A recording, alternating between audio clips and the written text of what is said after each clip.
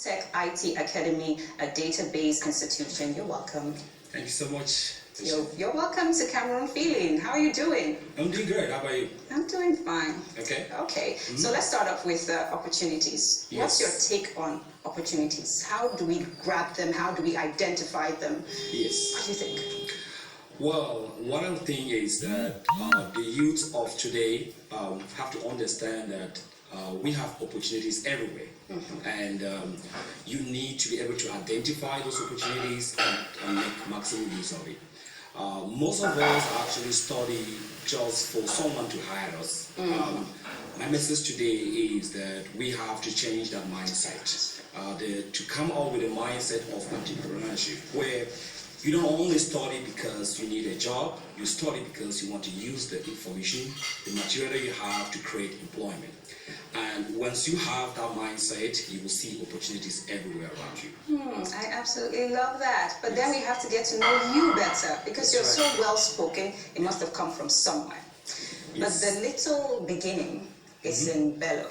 That's right. That's a small village in the northwest province of Com, to be precise, where I was born and raised in Bello. CBC Bello, that's where I went for primary school.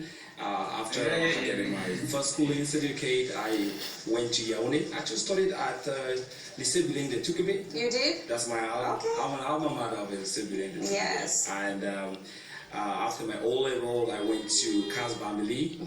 So I'm a Castarian for the Cas Bambili people out there. Kudos, good schools. So that made me who I am today. Right after my high school, I decided to travel abroad to further my education. Why did you choose to do that?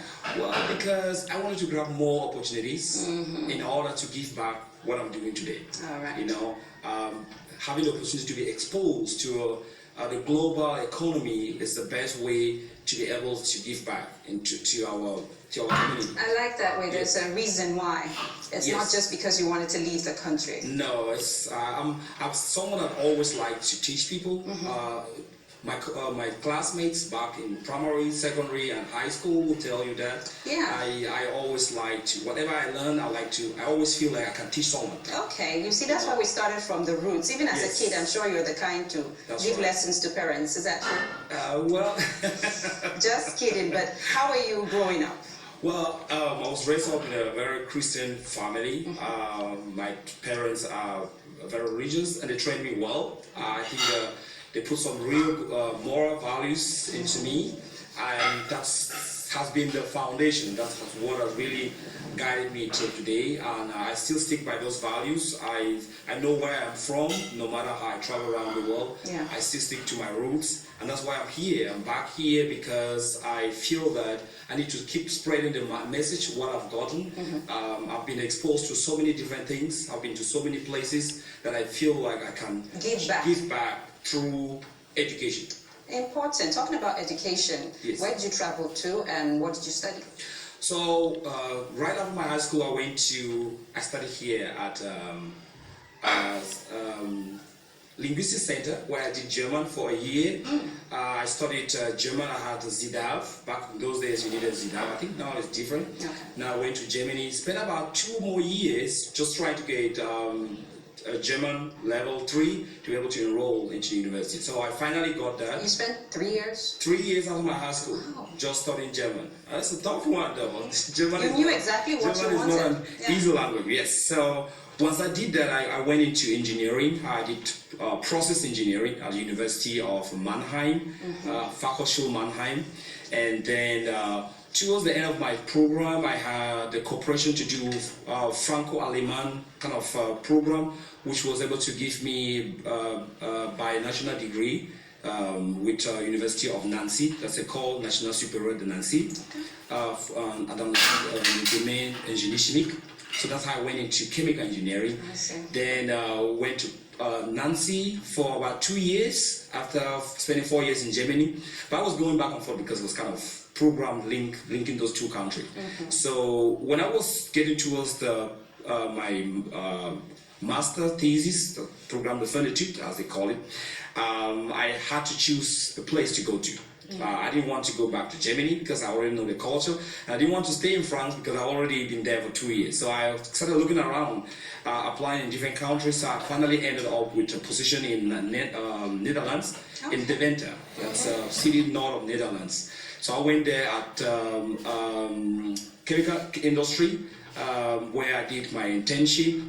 That was actually doing quantitative analysis, measuring some kind of different forms of carbon polymorphs in bitumes. So don't worry too much about that, because half of us don't really understand all of it, but we understand you study chemical engineering. Yes. Now, the most interesting part of the story is how you switched to technology. That's very correct. Information technology. Immediately after that, I got a position at the University of Amsterdam to do my PhD. So I did a PhD in nanoscience, did more of quantitative analysis. That's when I started going into the field of data analytics. Right. So I did some molecular science, compare results, do calculations, and then when I finished with that, I was working in the lab, doing some teaching in the lab, and kind of got to a point where I wanted to switch in my career. Then I moved to the US. Then that was when everything just exploded. Now in the US, when you move to a new country, there's always challenges. Like starting from fresh, trying to get integrated into society, figuring out what is good for you. And I kind of looked at myself and felt like I needed to do something that I would be able to give back, have a direct impact. Even though as a scientist, I was still doing impact in people's lives, but I wanted more of that direct impact. So I went into database administration, which is the IT field that I am today. What is that? Explain it. So every one of us is a database administrator. You sitting here, you are already one. You have a phone, and that phone has contact information in that phone. So you are already a database administrator, even without knowing that. Now, every single time, you don't want to lose that phone and lose the contact, because it means you have to get all the contacts again, and so on. Now, all of us use WhatsApp, and WhatsApp has messages on it. We want to switch phones and still be able to keep some of those messages, pictures, videos, all those kinds of things. Now, that is a database that has to be managed. Now, think about it in a bigger perspective. For example, a company like MTN, Camtel, Dangote, all this UBA Bank, all this CRTV, they have a whole database of employees, employee IDs, all that needs to be managed. Someone has to manage that to make sure that it's always there, it's available when people need it, and that person is called a database administrator. Oh, you've broken it down so beautifully. Now I can explain it to someone else. So that's who you are right now. That's right. So I actually went more into cloud computing. I started off as database administrator. It's still part of it. I'm more right now into cloud computing, but I still do teach the database administration. And the reason why I think that this is something for youth nowadays to know is that we have so many opportunities. I mean, these are careers that pay millions. People don't even know this, right? But the thing is that you are not only limited here. If you are a Cameroonian or we're watching me from anywhere around the world, you're not only limited to where you are. You can outsource yourself to any part of the world because... And work from where you are. Work from where you are. The good thing is we live in very rare times. Coronavirus has proven to us that when you're going for a career, don't just look for a career. Find a career that is kind of disaster proof and so on. Now, and what are some of those careers that are disaster proof in IT? Well, quite a lot of them. Most IT fields right now give you the opportunity to work from home. We're talking about database administrator, data analysts, data scientists, cyber security analyst. These are things that are all coming all the time.